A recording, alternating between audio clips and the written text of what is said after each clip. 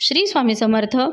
हिंदू धर्मात एकादशी व्रताचे विशेष महत्त्व आहे। एकादशी व्रत भगवान विष्णूंचा कृपा आशीर्वाद प्राप्ती हेतू केले जाते। एकादशीला भगवान विष्णूंचे पूजन व उपवास केल्याने सर्व मनोकामना पूर्ण होतात। तसेच एकादशी व्रत करणाऱ्याला विष्णूंची अपार कृपा प्राप्ती होते। वर्षभरात येणाऱ्या प्रत्येक एकादशीला वेगवेगळे नाव आणि महत्त्व आहे। आपण जर संतान सुखापासून वंचित असाल तर संतान सुखाची प्राप्ती व्हावी यासाठी पुत्रदा एकादशीचे व्रत अवश्य करावे। पुत्रदा एकादशी वर्षातून दोनदा येतात, एकदा श्रावण महिन्यात आणि पौष महिन्यात। पुत्रदा एकादशीला जो व्यक्ती व्रताचरण करून विष्णूंचे पूजन करतो त्यांना सुंदर आणि स्वस्त अशा पुत्राची प्राप्ती होते।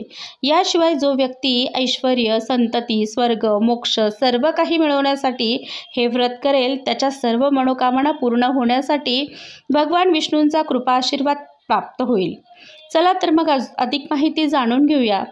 बाळकृष्णाच्या मूर्तीवर अभिषेक करताना संतान गोपाळ मंत्र, संतान गोपाळ स्तोत्र यांचा उपयोग करावा। बाळकृष्णाच्या मूर्तीवर 16 वेळा पुरुषसूक्त म्हणून अभिषेक करावा। हा अभिषेक प्रत्येक एकादशीला करावा।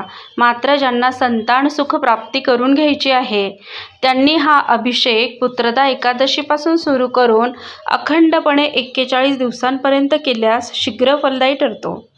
प्रत्येक एकादशीचं व्रत करून बाळकृष्णाच्या मूर्तीवर अभिषेक पूजा केल्यास संतान प्राप्ती तर होतेच होते। मात्र ज्यांची संतती आहे व ती सुसंतती व्हावी, सुसंस्कारित संतती व्हावी यासाठी सुद्धा ही केलेली सेवा फलदायी ठरते।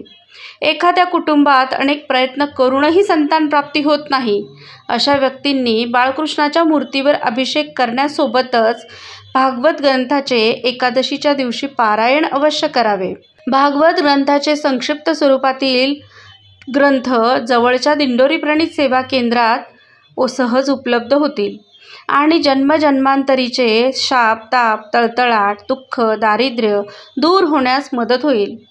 तसेच इच्छित फलप्राप्ती होईल। एकादशी ही भगवान विष्णूंना अर्थातच श्रीकृष्णांना समर्पित असून श्रीकृष्ण हे शीघ्र फलदायी होणारे दैवत आहे। त्याची सेवा आणि उपासना योग्य प्रकारे केली जावी हे महत्त्वाचे। संतान गोपाळ स्तोत्र आणि मंत्र याबद्दल सविस्तर माहिती असलेला व्हिडिओ आपल्या चॅनलवर उपलब्ध आहे। डिस्क्रिप्शनमध्ये त्याची लिंक असून हा व्हिडिओ देखील आपल्या नक्कीच उपयोगी येईल। उद्या दिनांक 16 ऑगस्ट या दिवशी पुत्रदा एकादशी असून पुत्रदा एकादशीला उत्तम संतान प्राप्ती हेतू देवघरातील बाळकृष्णाच्या मूर्तीवर अभिषेक करावा। अभिषेकासाठी पुरुष सूक्त, संतान गोपाळ स्तोत्र मंत्र याचा समावेश असावा। बाळकृष्णाला पिवळी फुले, पिवळे चंदन व तुळशीपत्र अर्पण करावे। ओम नमो भगवते वासुदेवाय नमः या मंत्राचा जप यथाशक्ती करावा। संतान गोपाळ मंत्राची माहिती आपल्या चॅनलला बघायला मिळेल। डिस्क्रिप्शन बॉक्समध्ये याची लिंक टाकली आहे ज्यात भगवान विष्णूंचे पूजन केव्हा, कधी व कसे करावे याची सविस्तर माहिती देखील आहे। व्हिडिओ आवडल्यास लाईक आणि शेअर करा। चॅनलला सबस्क्राईब करायला विसरू नका। धन्यवाद। श्री स्वामी समर्थ।